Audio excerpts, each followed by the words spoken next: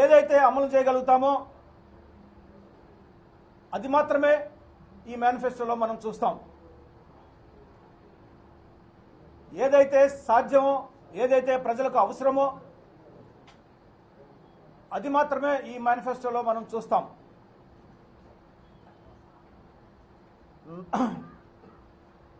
గౌరవ ముఖ్యమంత్రి శ్రీ జగన్మోహన్ రెడ్డి గారు మేనిఫెస్టో విడుదల చేస్తూ మీ కలలు నా పథకాలు అన్న మాటను వాడటం జరిగింది. ఆయన సుదీర్ఘమైనటువంటి పాదయాత్ర చేస్తూ ప్రజలతో మమేకమవుతూ ప్రజల యొక్క మనోభావాల్ని గమనించి వాళ్ళ గుండె చప్పుడు తెలుసుకుని రూపొందించినటువంటి మేనిఫెస్టో 2014లో మనం చూసాం. ఆ మేనిఫెస్టోని 99% పైగా అమలు చేసినటువంటి ఘనత కూడా గౌరవ ముఖ్యమంత్రి శ్రీ జగన్మోహన్ రెడ్డి గారిదని చెప్పేసి ఈ సందర్భంగా నేను తెలియజేస్తున్నా. ఈ భారతదేశంలో ఏదైనా రాష్ట్రం మేనిఫెస్టోని అంత పెద్ద ఎత్తున అనగా 99% పైగా అమలు చేసినటువంటి ప్రభుత్వం ఏదైనా ఉందంటే అది జగనన్న ప్రభుత్వం మాత్రమే అని చెప్పేసి ఈ సందర్భంగా మీకు తెలియజేస్తా ఉన్నా. 2019లో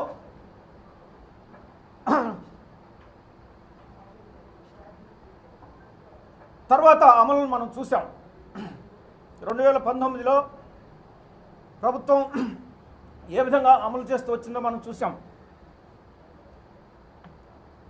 మేనిఫెస్టో రిలీజ్ చేయడం ముఖ్యం కాదు, కానీ అమలు చేసి ప్రజల యొక్క విశ్వాస్యతను చూరగొనటం అనేది ముఖ్యం. చంద్రబాబు నాయుడు గారు 2014లో మేనిఫెస్టో విడుదల చేశాడు, ఒక్కటి కూడా అమలు చేయలేదు. ఆయన క్రెడిబిలిటీ ఎంత భయంకరంగా దెబ్బతిందో మనం చూసాం. అందుకు భిన్నంగా 2019 నుంచి పరిపాలన మనం చూస్తే చెప్పిన దానికి చేసిన దానికి మధ్య ఏమాత్రం గ్యాప్ లేకుండా చెప్పింది చేసి ఇచ్చిన మాట నిలబెట్టుకుని మాట తప్పకుండా మడమ తిప్పకుండా మేనిఫెస్టోని అమలు చేసినటువంటి ఘనత జగన్మోహన్ రెడ్డి గారిది. ఇవాళ 2024లో కూడా రిలీజ్ చేసినటువంటి మేనిఫెస్టో కూడా వచ్చే 5 ఏళ్లలో 100% అమలు చేస్తామని చెప్పేసి ఈ సందర్భంగా నేను తెలియజేస్తా ఉన్నా. మరొక విషయం మిత్రులారా, జగన్మోహన్ రెడ్డి గారు విడుదల చేసినటువంటి మేనిఫెస్టో ఏదైతే ఉందో గత 5 ఏళ్ళు మీరు చూస్తే మేనిఫెస్టోలో లేని అంశాలు కూడా ఆయన అమలు చేసి ప్రజల యొక్క విశ్వసనీయతను చూరగొన్నారన్న విషయాన్ని కూడా ఈ సందర్భంగా మీకు తెలియజేయాలి.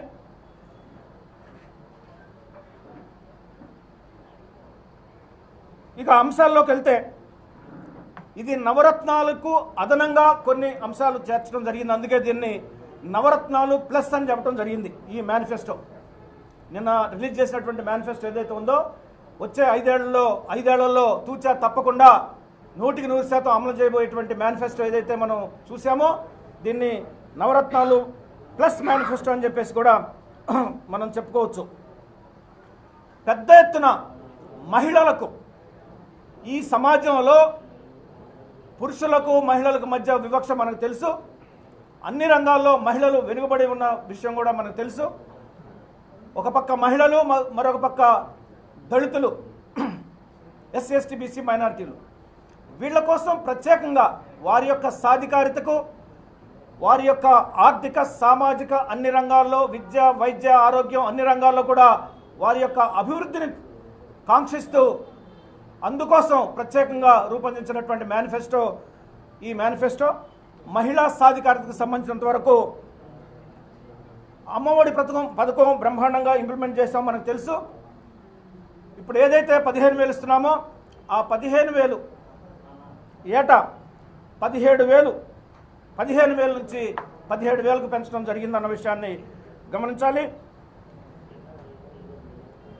పిల్లలను పాఠశాలకు పంపేందుకు ఆర్థిక భరోసా అందిస్తున్నటువంటి ఈ ప్రభుత్వం వచ్చే 5 ఏళ్లలో 85,000 లబ్ధి చేకూరుస్తుందని ఈ సందర్భంగా తెలియజేస్తా ఉన్నాం. ఎస్సీ ఎస్టీ బీసీ మైనారిటీలు, ముఖ్యమంత్రి గారు మీకు తెలుసు ఆయన యొక్క యాత్రలో నా ఎస్సీ, నా బీసీ, నా మైనారిటీ, నా ఎస్టీ అని చెప్పేసి వారందరినీ కూడా సొంతం చేసుకున్నాడు. ఎస్సీ ఎస్టీ బీసీ మైనారిటీలు, అగ్రవర్ణాల్లో ఉన్నటువంటి పేదలు, 90% ఉన్నటువంటి ఈ వర్గాలు వెనుకబడిపోయినాయి. కాబట్టి వీరిని అభివృద్ధిలో భాగస్వాములుగా చేయాలి, వారి సాధికారతకు కృషి చేయాలని అహర్నిశలు కృషి చేసి ఈ మేనిఫెస్టోలో మరిన్ని అంశాలు జోడించడం జరిగింది.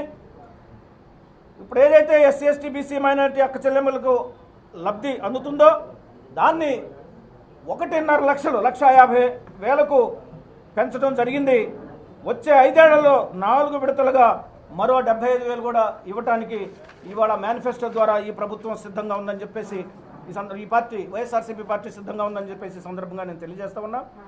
వైఎస్ఆర్ కాపు నేస్తం ఏదైతే ఉందో 1,20,000కు పెంచడం జరిగింది. వచ్చే 5 ఏళ్లలో కాపు సామాజిక వర్గానికి చెందినటువంటి అక్క చెల్లెమ్మలకు మరొక 60,000 అదనంగా లబ్ధి చేకూర్చడానికి కూడా ఈ మేనిఫెస్టో ద్వారా వైఎస్ఆర్సీపీ పార్టీ ముందుకొచ్చింది. ఈబీసీ నేస్తం కింద అక్క చెల్లెమ్మలకు అందించే లబ్ధి కూడా 1,50,000కు పెంచడం ఇది ఒక చారిత్రాత్మక విషయం. వెనుకబడిన తరగతులు ఎవరైతే ఉన్నారో వారికి 4 విడతల్లో అదనంగా 60,000 లబ్ధి ఇవ్వడానికి కూడా ఇవాళ ఈ మేనిఫెస్టో ద్వారా ముందుకు రావడం జరిగింది.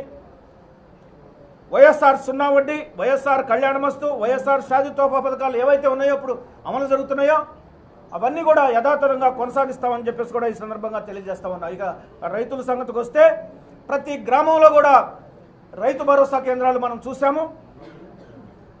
ఈ రైతు కుటుంబాలకి 80,000 5 ఏళ్లలో ఇవ్వటానికి ఇవాళ ఈ మేనిఫెస్టో ద్వారా వైఎస్ఆర్సీపీ పార్టీ ముందుకొచ్చింది. 13,500 నుంచి 16,000కు పెంచడం ఈ మేనిఫెస్టో యొక్క ప్రత్యేకతని. ఇది రైతుల పాలిట మేనిఫెస్టో, రైతుల పక్షపాతి మేనిఫెస్టో, రైతులను అన్ని రకాలుగా ఆదుకునేటువంటి మేనిఫెస్టో అని చెప్పడానికి ఇంతకంటే మరొక ఉదాహరణ మనకు లేదు అని చెప్పేసి ఈ సందర్భంగా తెలియజేస్తూ 9 గంటల ఏదైతే కరెంట్ ఇస్తున్నామో అది యథాతథంగా కొనసాగుతుంది. ఇక ఉచిత బీమా, 0 వడ్డీ, పంట రుణాలు, ఇన్పుట్ సబ్సిడీ ఇవన్నీ కూడా యథాతథంగా కొనసాగుతాయి. ఈ విధంగా రైతులకు పెద్దపీట వేసి ఈ మేనిఫెస్టో అన్ని రకాలుగా ఆదుకుని రైతు వ్యవసాయం లాభసాటిగా అవటానికి అన్ని చర్యలు తీసుకుంది ఈ మేనిఫెస్టో. ఇవాళ వ్యవసాయం చేయాలంటే భయపడిపోతున్నటువంటి ఈ రోజుల్లో రైతులు కౌలుకి ఇచ్చేస్తున్నారు. అలా కాకుండా రైతులు వ్యవసాయం లాభసాటిగా మార్చుకుని అదనపు ఆదాయ వనరులు సమకూర్చుకోవడానికి అన్ని రకాలుగా ఈ ప్రభుత్వం ముందుకొచ్చిందని చెప్పేసి మేనిఫెస్టో ద్వారా అని చెప్పేసి సందర్భంగా నేను తెలియజేస్తా ఉన్నా.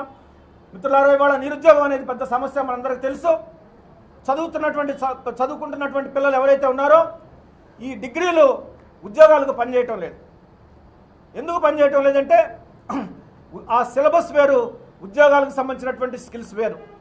దీన్ని ఏమంటామంటే మనం స్కిల్ గ్యాప్ అంటాం. చదువుకున్న చదువుకి ఉద్యోగ అర్హతకి కావాల్సింది స్కిల్ గ్యాప్. దీన్ని గమనించి జగన్మోహన్ రెడ్డి గారి ప్రభుత్వం పెద్ద ఎత్తున గత 5 ఏళ్లు కూడా స్కిల్ డెవలప్మెంట్ కార్పొరేషన్ ద్వారా పెద్ద ఎత్తున యువతకు నైపుణ్యాల శిక్షణ ఇవ్వటం జరిగింది. అది మరింత ముందుకు తీసుకువెళ్తూ ఇవాళ 26 జిల్లాల్లో కూడా స్కిల్ కాలేజీలు ఏర్పాటు చేయడానికి మేనిఫెస్టో ద్వారా వైఎస్ఆర్సీపీ పార్టీ ముందుకొచ్చింది. 175 నియోజకవర్గాల్లో కూడా ఇంటిగ్రేటెడ్ స్కిల్ హబ్లను ఏర్పాటు చేసి మన చదువుకున్నటువంటి మన యువకులు ఎవరైతే ఉన్నారో వీళ్ళకి సులువుగా ఉద్యోగాలు రావడానికి పెద్ద ఎత్తున స్కిల్ డెవలప్మెంట్ శిక్షణ ఇవ్వడానికి ప్రభుత్వం మేనిఫెస్టో ద్వారా ఈ వైఎస్ఆర్సీపీ పార్టీ మేనిఫెస్టో ద్వారా ముందుకొచ్చిందని చెప్పేసి సందర్భంగా నేను తెలియజేస్తూ ఈ స్కిల్ కోర్సుల్లో చేరినటువంటి విద్యార్థులు ఎవరైతే ఉన్నారో ఆడపిల్లలు కానీ మగపిల్లలు కానీ వాళ్ళకి మగపిల్లలకి 2,500,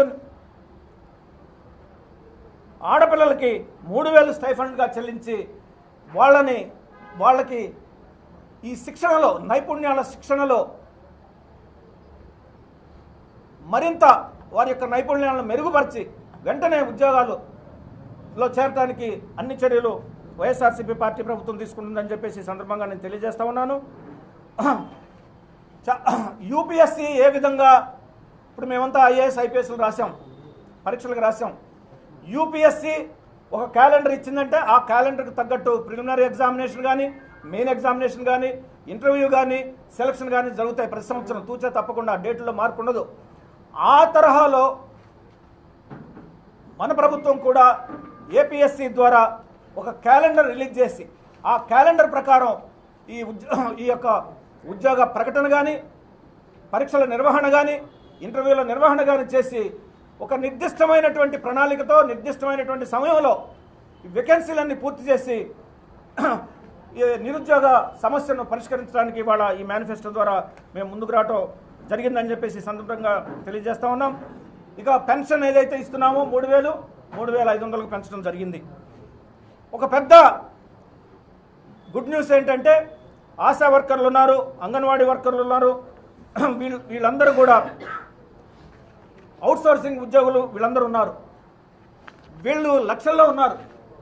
వీరందరికీ ఒక మంచి శుభవార్త ఏంటంటే నవరత్నాలు ఏవైతే ఈ పేద వర్గాలకి ఇంప్లిమెంట్ చేస్తున్నామో, అమలు చేస్తున్నామో, ఈ నవరత్నాలు ఇంప్లిమెంట్ చేయటం వీళ్ళకు కూడా ఇక నుంచి వర్తిస్తుంది. ఎవరైతే 25,000 నెలకు 25,000 రూపాయలు వేతనం తక్కువగా ఉంటుందో నేను చెప్పినటువంటి ఈ కేటగిరీస్ వారికి వీరందరికి కూడా నవరత్నాలు ద్వారా లభించేటువంటి లబ్ధి ఆ స్కీమ్లన్నీ కూడా వర్తిస్తాయి. ఇది వీరందరికి కూడా ఒక పెద్ద ఉపశమనం, పెద్ద శుభవార్త అని చెప్పేసి ఈ సందర్భంగా నేను తెలియజేస్తా ఉన్నాను. మిత్రులారా, ఇక నాణ్యమైన విద్య. ఇప్పుడు సాంప్రదాయ విద్య మనం చూసాం. సాంప్రదాయ విద్య ఇవాళ ఉద్యోగాలకు పనిచేయటంలా. సాంప్రదాయ విద్య BAలు, BSCలు, BComలు ఇవాళ ఉద్యోగాల అవకాశాలకి ఉపయోగపడటం లేదు. అందుకోసం జగన్మోహన్ రెడ్డి గారి ప్రభుత్వం చూశారు మీరు గత 5 సంవత్సరాల్లో అత్యాధునికమైనటువంటి నాణ్యమైనటువంటి ఉద్యోగాలకు పనిచేసేటువంటి విద్యను ఇవ్వటం జరిగింది. విదేశాలకు వెళ్ళాలంటే టోఫెల్ కంపల్సరీ, అలాంటి కోర్సులు కంపల్సరీ, అవి కూడా ప్రభుత్వం అందిస్తూ ఉంది. పెద్ద ఎత్తున క్లాస్ రూమ్స్ అన్నిటి కూడా డిజిటలైజ్ చేసి డిజిటల్ ఎడ్యుకేషన్కి పెద్దపీట వేసినటువంటి ఘనత జగనన్న ప్రభుత్వానికి. ఈ భారతదేశంలో పేద విద్యార్థులు కూడా డిజిటల్ విద్యను అందుకుంటున్నారంటే అది జగనన్న ప్రభుత్వం తీసుకొచ్చినటువంటి విప్లవాత్మకమైనటువంటి మార్పులు. ఇది ఒక విప్లవం అని చెప్పేసి సందర్భంగా నేను తెలియజేస్తున్నాను. ఎంతోమంది లక్షల మందికి మనం ల్యాప్టాప్లు ఇవ్వటం జరిగింది. డిజిటల్ కంటెంట్ కూడా బైజూస్ అనేటువంటి సంస్థతోటి MOU చేసుకుని డిజిటల్ కంటెంట్ను కూడా ఆ ట్యాబుల్లో అప్లోడ్ చేసి విద్యార్థులకు ఇవ్వటం జరిగింది. అదే బయట చేసుకోవాలంటే లక్షలు వ్యయం అవుతాయి. అదేవిధంగా మనం చూసాం 73,000 కోట్ల రూపాయల నిధులతోటి నాడు నేడు కార్యక్రమం ద్వారా స్కూల్స్ బాగు చేశాం. కార్పొరేట్ స్థాయిలో మరి గవర్నమెంట్ బడులన్నింటిని కూడా మనం అప్గ్రేడ్ చేసుకున్నాం, అభివృద్ధి చేసుకున్నాం. హాస్టల్స్ని మార్చుకున్నాం. వసతి గృహాలన్నింటిని కూడా మార్చివేయడం జరిగింది. ఆ ప్రక్రియ ఈ మేనిఫెస్టో ద్వారా వచ్చే 5 ఏళ్లలో కూడా కొనసాగుతుందని చెప్పేసి ఈ సందర్భంగా నేను తెలియజేస్తా ఉన్నాను. మిత్రులారా, మనందరికీ తెలుసు 25 లక్షలకు ఆరోగ్యశ్రీ పరిమితిని పెంచడం జరిగింది. మన కర్నూలులో 3 కార్డియాక్ సూపర్ స్పెషాలిటీ హబ్లు ఏర్పాటు చేస్తున్నాం. 6 క్యాన్సర్ కేర్ సెంటర్లు కూడా ఏర్పాటు చేస్తున్నాం. మన గుంటూరు జిల్లాలో కూడా ఒక హబ్, కార్డియాక్ హబ్, ఒక క్యాన్సర్ కేర్ని కూడా ఏర్పాటు చేయడం జరిగింది. మనందరికీ తెలిసినటువంటి విషయమే. ఏవైతే 17 జిల్లాల్లో కొత్త మెడికల్ కాలేజీలు మనం తెచ్చుకున్నామో కేంద్ర ప్రభుత్వం నుంచి, అవి నిర్మాణ దశలో ఉన్నాయి. ఇప్పుడు ప్రస్తుతం ఈ నిర్మాణాలన్నీ కూడా వచ్చే 5 ఏళ్లలో పూర్తి చేసి ఈ మెడికల్ కాలేజీలన్నీ కూడా వచ్చే 5 ఏళ్లలో పూర్తి చేసుకుని ప్రజలకు మెరుగైనటువంటి ఆరోగ్య వైద్య సదుపాయాలు ఇవ్వడానికి, డాక్టర్లు అవ్వడానికి పెద్ద ఎత్తున మరి జగనన్న ప్రభుత్వం కృషి చేయబోతుందని చెప్పేసి సందర్భంగా తెలియజేయడం జరిగింది. ఇది మేనిఫెస్టోలో ఉంచడం జరిగింది. ఇకపోతే ఇండస్ట్రీకి సంబంధించి, ఇన్ఫ్రాస్ట్రక్చర్ ఇండస్ట్రీకి సంబంధించి ఎంతో పెద్ద ఎత్తున పెట్టుబడులు పెట్టి మనం అభివృద్ధి చేసుకున్నాం గత 5 ఏళ్లలో. ఈ అభివృద్ధి నిరాఘాటంగా వచ్చే 5 ఏళ్లలో కూడా కొనసాగుతుందని చెప్పేసి ఈ మేనిఫెస్టో ద్వారా మీకు తెలియజేస్తా ఉన్నాము. 20,000 కోట్ల రూపాయల పెట్టుబడుల్ని సమకూర్చుకుని